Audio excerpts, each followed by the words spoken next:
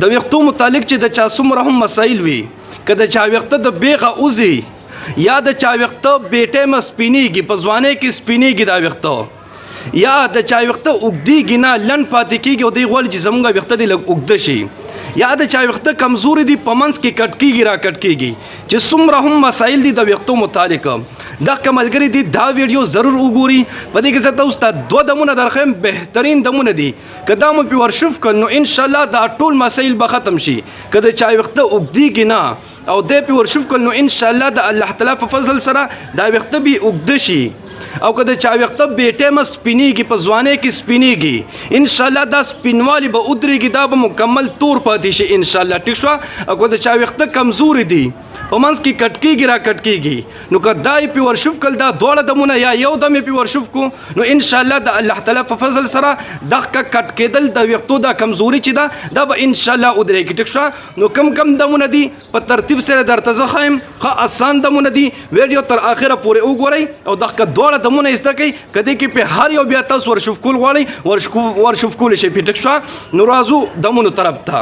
نو زما عزتمندو ټولې نه لومبی دم چې دی که نه ټوخه اسان ترین دم دی، بس صرف دا یو آیت کریمه واللیل اذا سجا، بس دا یو دی. ښه که ستاسو هر قسمه مسایلي نو تاسو به څه کوئ، دا یو آیت کریمه چې دی که نه واللیل اذا سجا، دا بس سحر او ماښام مونځ نه وروستو، سحر مونځ نه وروستو او ماښام مونځ نه وروستو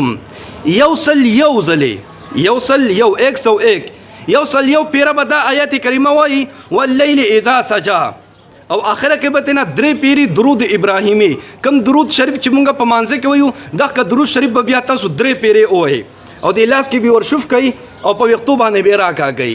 که د چا ګیرې ویښته وځي په ګیرې راکاږئ، او که د چا د سر ویښته وغیره دي په سر باندې راکاږئ، او بیا ورپسې دعا وکړئ چې الله تعالی زموږ دا ویښته چې څه مسلې تاسو ته دغه کې د حل کېدو دپاره دعا وکړئ. که د چا ویښته سپینېږي دعا وکړئ چې الله تعالی زما دا ویښته سپینوالی ختم کړي. که د چا ویښته کمزوري دي د کمزورۍ ختمېدو دعا بیا وکړئ. ټیک شوه.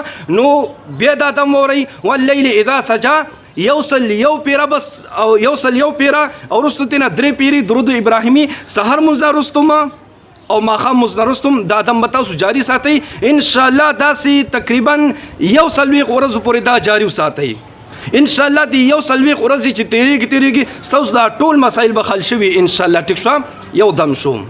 دویم دم چې دی که نه په قرآن پاک کې 13مه سپاره چې ده په دې کې سورة اللیل تقریبا 92 نمبر صورت دی، 92 نمبر صورت دی، د والضحا نه مخکې صورت دی. دا به څنګه طریقې سره وي نو دا به تاسو داسې چل وکئ او 10 چرندام به وکئ، 2 رکعته مونځ به وکئ او قبلې ته به مخ کوئ، او شړشمو تیل چې وي شړشمو تیل ښه دا به ځان سره والی، او دغه سورة اللیل چې دی که نه 92 نمبر صورت دی، 92 نمبر صورت دی والضحا نه مخکې، دا به تقریبا 41 پیرې ووایي، 140 پیرې به دا ووایي، او هر ځل چې دا صورت وایي که نه نو مخکې به تېنه بسم الله الرحمن الرحیم وایي، او دغه شړشمو تیل چې دي په دې باندې به دا تاسو ورشوف کوئ، او بس روزانه ورځ کې 1 پیره 2 پیره چې څونه ځلي په دغه تیلو باندې بیا د سر مالش کوئ، چې ویښته پې مالش کوئ، ویښتو کې مه ګئ، که د ګیرې ویښته وي او که د هر سي باندې مه ګئ را مه ګئ دغه تیل، نو انشاءالله دا ټول مسایل به حل شي.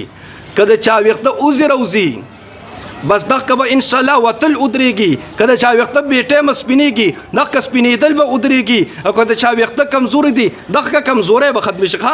دا 2 نمبر دم بیا یو ځل وورئ. دا به څنګه طریقه کار کوئ، او 10 چرندام به وکئ، 2 رکعته مونځ به وکئ، ځان سره به شړشمو تیل واخلئ، او بیا به سورة اللیل چې دی که نه په 13مه سپاره کې 92 نمبر 92 نمبر صورت 140 پیرې به ووایي، هر ځل چې دا وایي دی نه به مخکې بسم الله الرحمن الرحیم وایي، چې 140 پیرې وایي، په دغه شړشمو تیلو باندې به ورشوف کوئ، او دغه شړشمو تیل چې دي دا به بیا په ویښتو کې مه ګئ، نو انشاءالله د الله تعالی په فضل و کرم سره د ویښتو دا ټول مسایل چې دي دا به ختم شي انشاءالله. ټیک شوه.